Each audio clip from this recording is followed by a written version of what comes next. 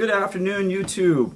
My God, look how messy my hair is. I just took my toque off and it's hideous. It's hideous. Maybe it's a style.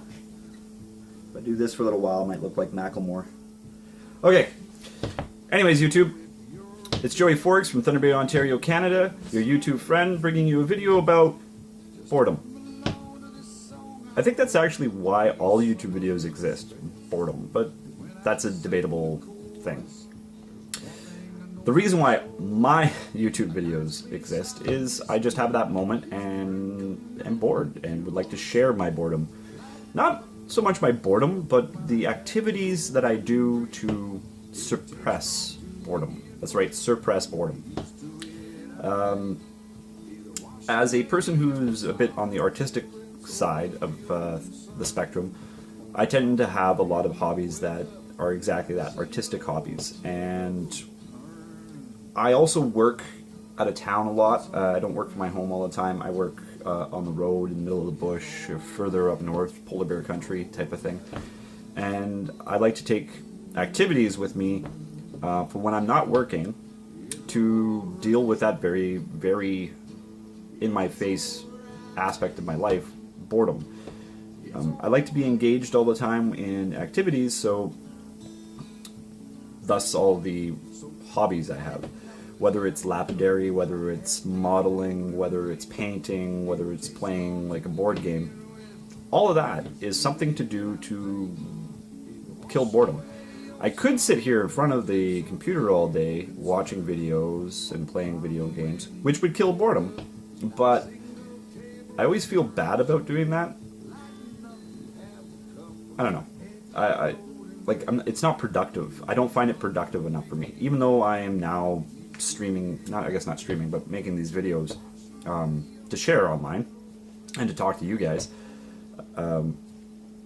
It's, at least this part is kind of engaging and somewhat productive.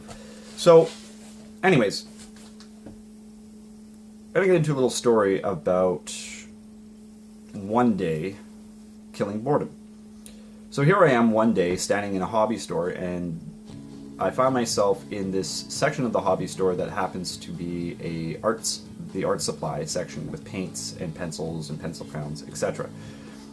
And I can draw, and I'm not bad at it. I'm not fantastic. My artwork's not going to sell or anything like that, nor do I actually want it to. But I do it for myself to see what I can create, what I can do, to push myself, and to kill boredom. That's really why I do it. It's just to kill boredom. And a lot of my hobbies I can't take with me when I travel for work. Like, I'm not going to take my piano with me. I'm not going to take a set of drums with me. My lapidary stuff, I can't take lapidary stuff. I can collect while I'm working, which I do, which is where most of my lapidary pieces come from, is as a person who works out in the middle of nowhere. I collect most of my pieces that way. But one thing that I can always take with me, I can always find room in my travel bag, is pencils and paper. A drawing pen, an art pad, and some pencils. So here I find myself in this section of a hobby store in front of a bunch of pencils, and it occurred to me, for the amount of years that I have walked this planet and have put pencil to paper to create something, I have never used charcoal. Never. I even took art in like high school, way back in the day. I even took art in high school, and I thoroughly enjoyed it, but I had never used charcoal as a medium to create a piece of anything. So I'm looking at this charcoal kit, and it was a little on the pricey side, but I'm like, yeah, okay, it's not bad. I'll pick it up because I'm going to use it while I'm out of town working. It gives me something to do. And it came with the little briquettes of charcoal and various hardnesses or softnesses, various briquettes of sepias, and a white piece of charcoal. And I've never used any of those. So, you know what? It's about time I try. I don't know what's going to happen, but if I try, it might be cool. So I picked it up, and a art pad. And I had that in my travel bag for a little bit.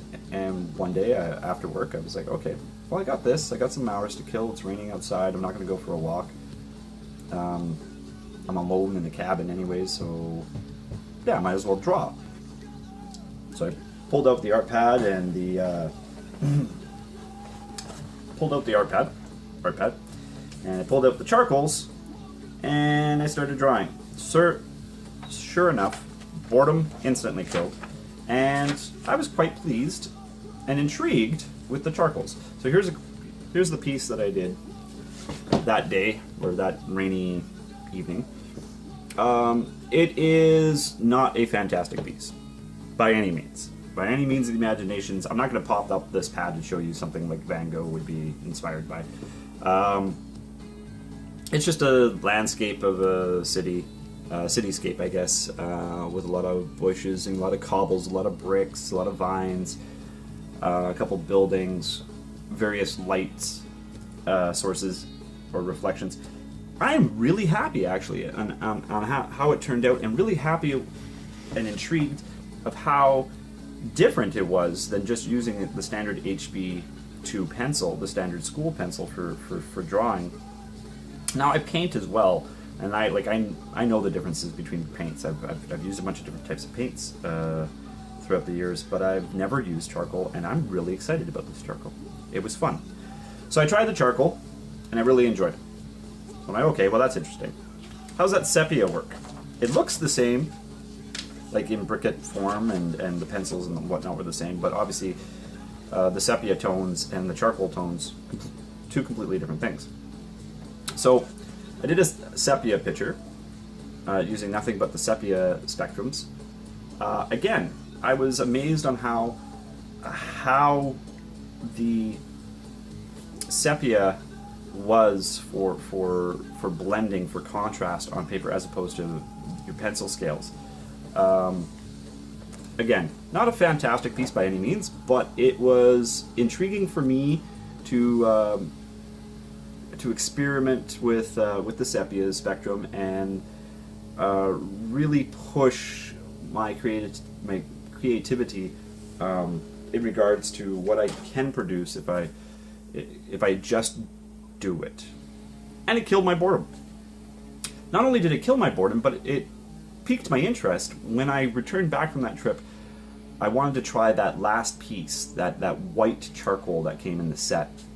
And I had tried it a little bit in both those two pictures, but I wanted to try just the white charcoal on black paper. So I went to the store not too far from here, and they had black paper, and it was like a dollar store.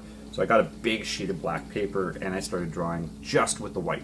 I'm not adding any black to this. I'm telling myself, I'm not going to add any black to this. It's a black piece of paper. What can I do with just this white charcoal? I found out right away that that particular piece of paper was not very receptive to the white charcoal.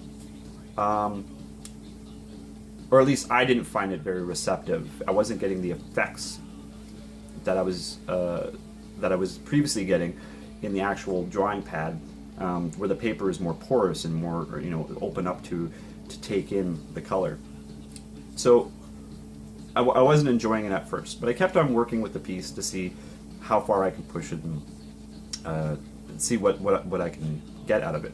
So I haven't finished the piece. I'm not super happy with the actual image itself, but I did end up enjoying working with the white, and I think I'm going to continue working with the white. I'm just going to have to find some different black papers, more porous papers to work with.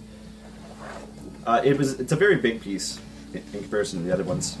I'm going to step into the light and get all angelic over here and stuff. So the image, hopefully you can tell that is a gentleman adjusting his bow tie. That's what I was going for. He is wearing a, I guess that would be a fedora. Yeah, fedora.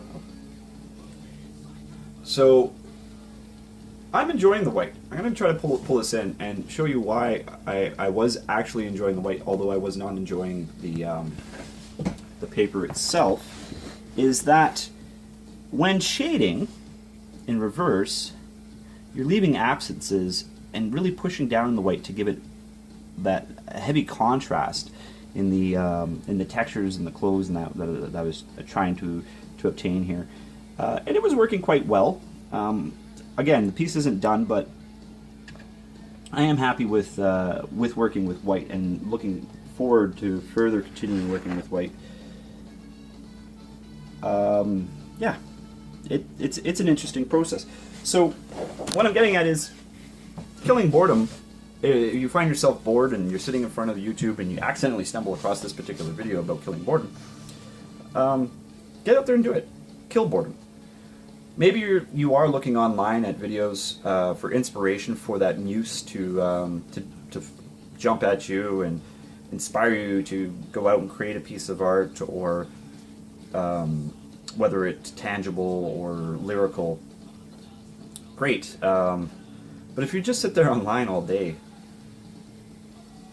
like, do you not find that at the end of the day it's not productive, and that your boredom wasn't necessarily killed? Like, the moment you walk away, you're still bored. You didn't do anything productive. The dishes didn't get done. You know, that floor that needed mopping never got done. Something like that.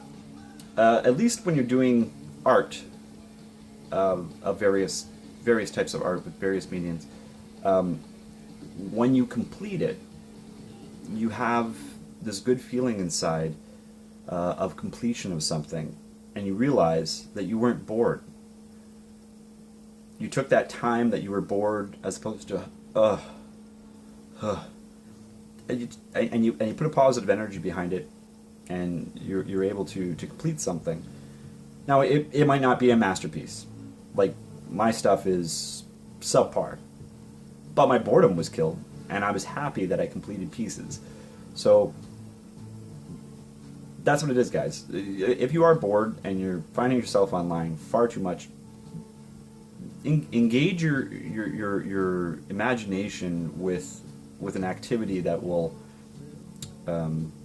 challenge you, and at the end of it, have that completion of something, whether it is a board game where you finish the board game and, hey, that was fun, great. Not to mention it's a social activity. You get to talk with the other person on the other side, unless, of course, you have no friends. A game of chess by yourself is a very difficult thing to do, by the way. Just saying. It can be done, but it's challenging and awkward to most. So anyways, what do you guys do? I know I've asked that already, and I'll probably ask that a few more times throughout these videos, is what do you guys do to kill boredom? What's that one thing that's there always that you're like, you turn to, oh, I'm bored, but you know what? I'm going to go do this. Let me know what that is in the comments below, and I look forward to reading them. Until next time, it's Joe, your YouTube friend from Thunder Bay, Ontario, Canada, signing off. Peace, guys.